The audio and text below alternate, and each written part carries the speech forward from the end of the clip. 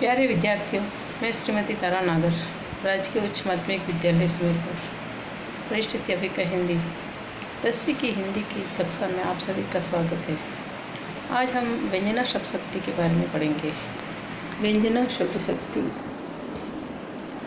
व्यंजना शब्द शक्ति जब किसी शब्द का अर्थ न अभिधा से प्रकट होता है न लक्षणा से, बल्कि कोई अन्य अर्थ ही प्रकट होता है, वहाँ व्यंजना शब्द शक्ति होती है। जब किसी शब्द का अर्थ न अभिधा से प्रकट होता है न लक्षणा से, बल्कि कोई अन्य अर्थ ही प्रकट होता है, वहाँ व्यंजना शब्द शक्ति होती है। अर्थात यानी कोई भी शब्द है उसका अर्थ साधारण नहीं होता है, यानी अभिधा शब्द शक्ति वाला नहीं होता है, लक्षणा शब्द शक्ति वाला नहीं होता है, यानी उस शब्द में जो लक्षण निहित हैं वो भी उसका अर्थ नहीं होता, लेकिन वहाँ कोई अन्य अर्थ ही प्रकट होता है, यानी उस शब्द का कोई अन्य अर्थ ही प्रकट होता है, वहाँ व्यंजना शब्द शक्ति होती है। व्यंजना का अर्थ है विकसित करना। व्यंजना का अर्थ क्या है? विकसित करना, स्पष्ट करना, रहस्य खोलना।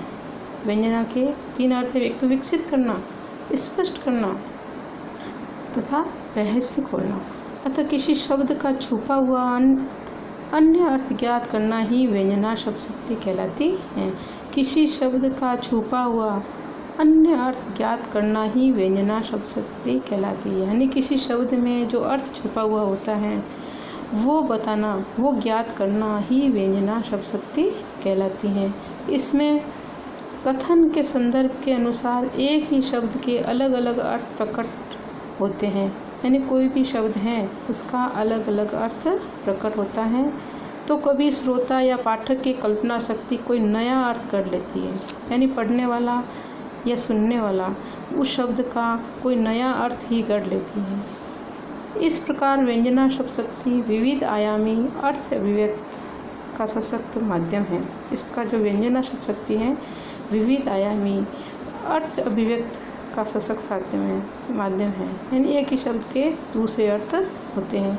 जैसे मैंने वाक्य लिखा, संध्या हो गई, वाक्य का अर्थ चरवाह के लिए घर जाने का समय है। संध्या हो गई, वैसे इसकी अभिधा शब्द शक्ति में किया गया शाम हो गई, लेकिन इसमें संध्या हो गई, अब इसका मतलब ये भी होता है कि चरवाह के घर लौटने का समय हो गया, तो पुजारी के लिए पूजन वंदन का समय है। यानी संध्या होने का मतलब चरवाह क्या सोचेगा कि अब मेरे को घर लौटना है, पुजारी का उनका पूजन वंदन यानी पूजा का समय हो गया है, यानी एक ही वाक्य शब्द के दूसरे अर्थ निकल रहे हैं। तो जब दूसरे अर्थ निकलते हैं तो व्यंजना शब्द शक्ति होती है। नहीं तो इसका साधारण जैसे अभिधा व्यंजन संध्या हो गई यानी शाम हो गई, मगर इसमें श्रोता या जो पढ़ने वाले हैं या सुनने वाले हैं इसका दूसरा अर्थ ले रहे हैं, कोई अन्य अर्थ ही ले रहे हैं, इसलिए ये व्यंजना शब्द शक्ति है। अर्थ चरवाह के लिए घर लौटने, यानी इसमें संध्या हो गई तो चरवाह क्या समझ रहा है कि मेरे को घर लौटना है, ठीक है। पुजारी के लिए पूजन वंदन का समय है।